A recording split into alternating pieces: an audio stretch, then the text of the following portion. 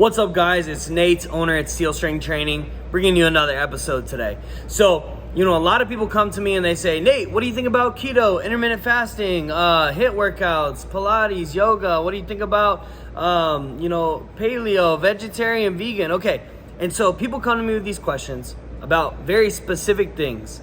And what they are often looking for, is a hot take, a quick, bite-sized, tweetable answer. Or a lot of people are looking for that, not everyone, but a lot of people are looking for that because that's the type of world we live in, where you can hop on, social media and get someone's 2 cents super quick. It's very bold, it's very black and white, it's very, this is the right way, the best way, the way, or this is wrong all the time, you should never do it.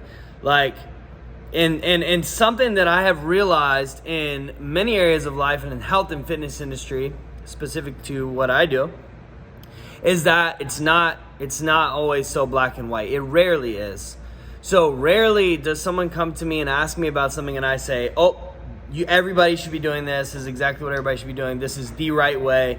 And rarely, on the flip side of that, am I saying, no, you should never ever eat that way, train that way, whatever.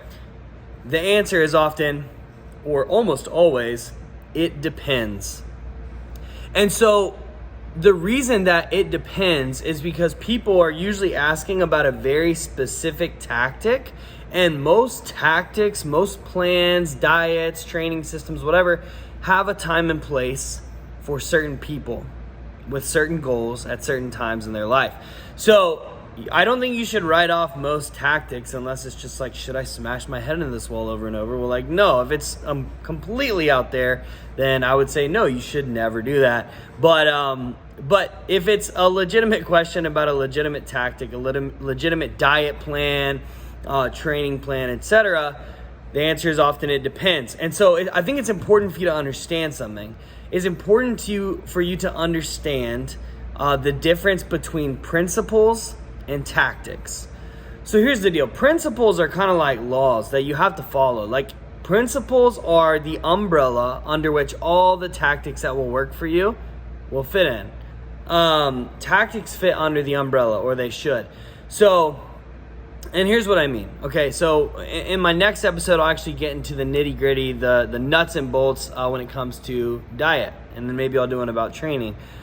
But there are certain principles that you have to follow with nutrition that if you follow these principles, as you can choose any tactics that you want as long as they fall under the umbrella of the principles. So the principles are, the umbrella, and the tactics are underneath the umbrella. If they're underneath the umbrella, they're going to work. If they're outside the umbrella, they're not going to work. Another way of putting it, another illustration, is they're the guardrails on the highway. If you're headed to your destination, maybe you got 3 lanes, pick a lane, okay? You can pick a lane, you can change lanes at some point along the way, but the important thing is that you stay within the guardrails. And the guardrails, or stay on the road, okay? And the road, staying within the guardrails, that would be the principles, okay? And so underneath the principles, you can choose whatever lane you want to choose. Okay, enough of the illustrations. But that's the point, and that's why the answer is often, it depends.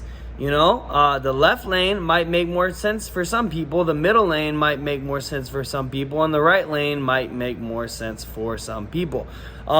Except this is a much more complicated highway when it comes to training and nutrition, because there's more 1,000 lanes instead of 3. But you get my point. And the reality is, while one lane might make sense for you at this time in your life, and another season of your life, another lane might make more sense. And so I think it's important to be aware of that. And that's why I think it's helpful to have principles that you will follow, because as long as you are not violating the principles, you have the freedom to do whatever you want. And then you also know which tactics to avoid, because if they don't fall under the right principles, then it's not going to be effective. So this is very high level, philosophical, but it is actually extremely valuable and extremely helpful to understand this. It's also super important to understand the difference between tactics and principles, so that you are not duped by marketing when somebody says this is the only way, this is whatever. This is, you got to do this or never do this. When people start getting into those statements, it may be true, but sometimes always and never statements are true, but I would say that most of the time they're probably not. And so particularly when you're talking about something as trivial as supplements or should we eat this certain type of food, it's like, all right, come on, I don't think it's that cut and dry.